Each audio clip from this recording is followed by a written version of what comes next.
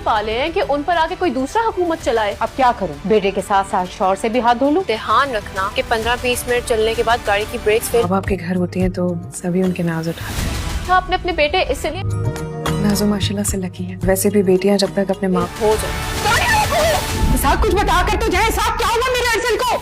Drama serial लाडली की आज रात ऑन एयर होने वाली एपिसोड में आप लोग ये देखेंगे कि अरसल का एक्सीडेंट हो जाएगा, जो कि करवाने में सरासरी नाजो का हाथ होगा। नाजो तो ये समझ रही थी कि शायद इस तरह वो अपनी भाभी सुंदस से अपना बदला ले लेगी, लेकिन उसको ये मालूम नहीं था कि वो गाड़ी उसका भाई अरसल लेकर जाने वाला है। अगर सुंदस उसमें बैठी भी होती तब भी अरसल ने साथ ही होना था। नाजो ने ये बात तो ना सोची। जैसे ही अरसल गाड़ी लेकर जाएगा तो जिस बंदे को उसने पैसे दे रखे होंगे वो फौरन ही कॉल करके उससे बोलेगी कि 15 से 20 मिनट के अंदर अंदर कार के ब्रेक्स फेल हो जाने चाहिए, और ऐसा ही होगा।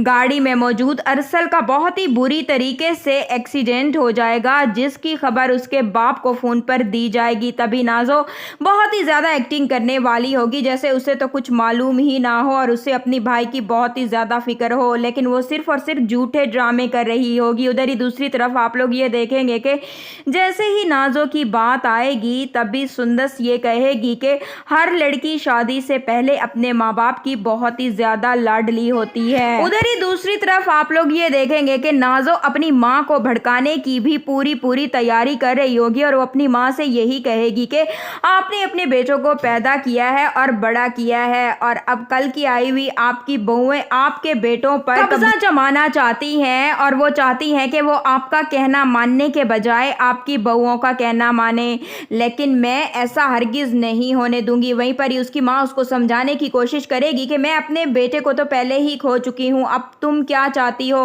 क्या मैं अपने शौहर को भी खो दूँ? वहीं से ही नाजो नाराज होकर वापस चली जाएगी।